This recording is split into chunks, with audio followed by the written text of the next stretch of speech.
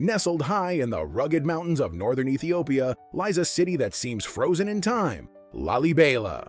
It's not just a place, it's a living monument to faith, resilience, and mystery. If ancient stone could whisper, Lalibela would be one of the world's greatest storytellers. This is a city carved not from history, but into it, quite literally. Lalibela was not always called by that name. Centuries ago, this area was part of the powerful Zagwe dynasty, which emerged following the decline of the ancient Aksumite Empire around the 10th century.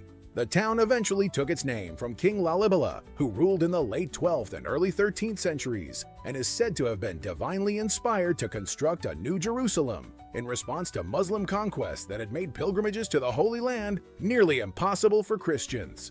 What followed was one of the most astonishing feats of architecture the world has ever seen. 11 monolithic rock-hewn churches, each chiseled by hand out of solid volcanic rock. Without cranes or cement, without modern tools or machines, the people of Lalibela dug down into the earth, sculpting sanctuaries that stand to this day. According to legend, it took a human workforce by day and angels by night to complete the colossal task. The city, hidden within Ethiopia's highlands, became a sanctuary of Christian devotion, endurance, and artistry. But Lalibela's story isn't one of triumph alone. The region has seen its share of tragedy and turmoil. Over the centuries, Ethiopia has faced invasions, occupations, and religious conflicts. During the 16th century, Ahmad ibn Ibrahim al-Ghazi, known as Ahmed Gran, led devastating Muslim invasions that desecrated Christian sanctuaries throughout the region. Though Lalibela's churches were spared destruction, the surrounding area suffered greatly, and the town's isolation became both a curse and a blessing. It protected the churches but left the people vulnerable to poverty and neglect. Even in modern times, Lalibela hasn't been immune to hardship. Civil unrest, economic hardship, and most recently, the Tigray conflict have disrupted lives, disheartened communities, and brought international attention to Ethiopia's internal struggles. Pilgrimages were halted, tourists disappeared, families were torn apart. Yet through all of this, the people of Lalibela held on to their faith and heritage. The churches, those towering hand-carved sanctuaries, stood silently as a reminder of resilience, devotion, and what a community can build together, even in the face of despair. Today, Lalibela remains one of the most sacred places in Ethiopian Orthodox Christianity, drawing thousands of pilgrims each year, especially during major religious holidays like Jena, Ethiopian Christmas, and Timkat, Epiphany. It's a UNESCO World Heritage Site and a place that continues to inspire awe. The city may look ancient, but it breathes with life, echoing with chants, ceremonies, and the footsteps of barefoot monks moving across stone floors, worn smooth by centuries of worship. And still, despite its religious prominence and cultural significance, many people around the world have never heard of Lalibela. Why? Because this isn't a city built for spectacle. It's a city built for the soul, hidden, sacred, and scarred by time. Lalibela is Ethiopia's beating heart of stone. Today, the people of Lalibela live in a quiet rhythm shaped by both the natural world and ancient tradition. The majority of its residents are followers of the Ethiopian Orthodox Tewahedo Church, and their daily lives revolve around prayer, ritual, and community. Faith is not something separate from life in Lalibela, it is life. Children are taught to cross themselves from an early age, and elders can be seen tracing the sign of the cross into the earth as they pass the carved churches, whispering blessings into the wind.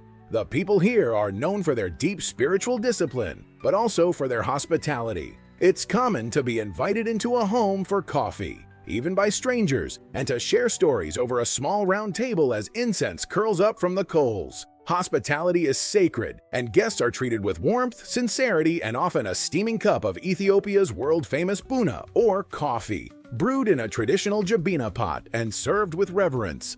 Cultural customs in Lalibela revolve around community ties and heritage. Traditional clothing, especially during religious celebrations, includes the shama, a white cotton garment often embroidered with colorful patterns. Women may wear elaborate hairstyles wrapped in scarves, while men walk with carved wooden sticks called makwamia, symbolizing both authority and humility. And of course, no visit to Lalibela is complete without experiencing the food. The cuisine is as rich in flavor as the city is in history. One of the most iconic dishes is injera, a spongy, sour flatbread made from teff flour.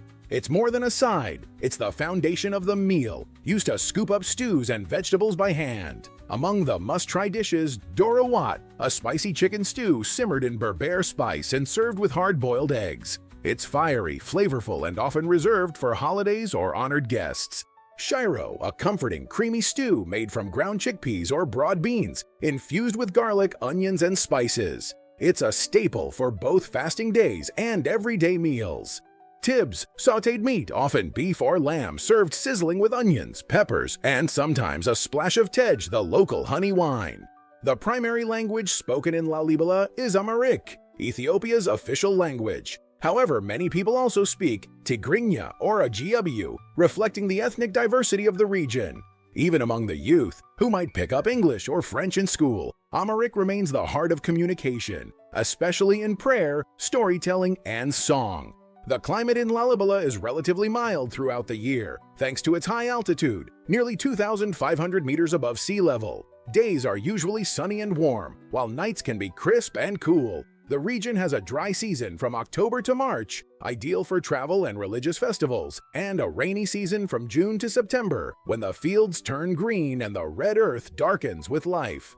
As for getting around, don't expect fancy highways or buzzing traffic. Transportation in Lalibela is modest and practical. Many residents travel on foot, winding their way through rocky paths and terraced fields. Others use donkeys to carry goods or supplies. For longer distances, shared minibuses, called blue donkeys in Ethiopian slang, or tuk-tuks may be available, especially near hotels or markets catering to visitors. Governing the city is a balance of local administration and federal oversight. Lalibela falls within the Amhara region, and its municipal affairs are managed by a mayor and local council in cooperation with the broader regional government. While the federal government in Addis Ababa holds ultimate authority, local governance plays a critical role in managing tourism, preserving heritage sites, and maintaining infrastructure in this remote but important spiritual hub. Still, modern development is slow and uneven. Many residents live in traditional tukul houses, round huts with thatched roofs, while others dwell in newer concrete structures. Electricity, clean water, and healthcare access have improved in recent years, but challenges remain, especially in the surrounding rural areas. And even with all this change, Lalibela never loses sight of its soul. The people here carry an ancient legacy on their shoulders, not just as stewards of the churches, but as living vessels of a spiritual tradition that continues to shape every corner of this timeless city. Lalibela may be small in size, but it holds secrets and wonders that rival the grandest cities on earth. Beyond the famed rock-hewn churches, the city is full of hidden treasures and lesser-known marvels that leave visitors in awe. One of the most fun and fascinating facts is that the churches of Lalibela are not built into the ground. They're carved down into the earth. These are monolithic structures, meaning each one was sculpted from a single piece of rock. The largest, Beta Medhana Lem, is believed to be the largest monolithic church in the world. Another, Beta Georgis, Church of St. George, is shaped like a perfect cross and remains the most iconic image of Lalibela, often featured in documentaries and travel journals. And there's more. Beneath the churches lies an underground network of tunnels and passageways, once used by priests to move between sacred spaces without being seen. Some of these routes are still accessible, giving the site an almost mythical feel, like something out of an Indiana Jones movie. Must-see attractions include the Lalibela Cross, an ornate golden cross believed to be over 800 years old, which is brought out only on special holy days. Ashetan Mariam Monastery, located on a mountain peak overlooking Lalibela, this ancient monastery offers panoramic views of the valley and houses rare religious artifacts. The Saturday Market, a bustling display of local life where farmers, artisans, and traders come together in a lively blend of color, scent, and sound. A bonus experience for visitors is witnessing a religious festival, especially Jenna, Ethiopian Christmas, when thousands of pilgrims, many dressed in white, gather around the churches for candlelit processions and overnight prayers. It's a moving display of devotion that few places in the world can match. Locals in Lalibela live by wise sayings passed through generations. One such saying is, Yankoberle yokendewoy medabyelewum, meaning, to the children of Lalibela, even wine barrels are not enough for their wisdom. It speaks to the pride the people have in their heritage, their knowledge, and their spiritual depth. Another phrase heard during religious holidays is, Siletsun beta meka chachen yehun, which means, may the house of our saints be your blessing. Locals use it to welcome visitors and pilgrims alike, a reflection of the city's enduring hospitality. Though Lalibela is rooted in tradition, it has not gone unnoticed by the modern world. Celebrities including Bob Geldof and Angelina Jolie have visited Lalibela, praising its spiritual power and calling it one of the most breathtaking places on earth. In fact, Jolie once remarked during an interview that walking through Lalibela was like stepping into a biblical dream. Documentaries by National Geographic, BBC, and even CNN have spotlighted the city, yet despite global exposure, it maintains a serene, untouched quality. There are no neon signs, no skyscrapers, only stone, spirit, and sky. Lalibela is more than a destination. It's a living portal into the past, a city where the ancient still breathes, and where faith stands firm through centuries of change. It whispers stories from the earth itself, asking travelers not just to observe, but to listen, to feel, to believe. If this story touched your heart, imagine what it would feel like to stand where angels are said to have once carved stone. Don't forget to like, subscribe, and share for more heartfelt stories from around the world. This is just one chapter in a global journey, one that continues, one city at a time.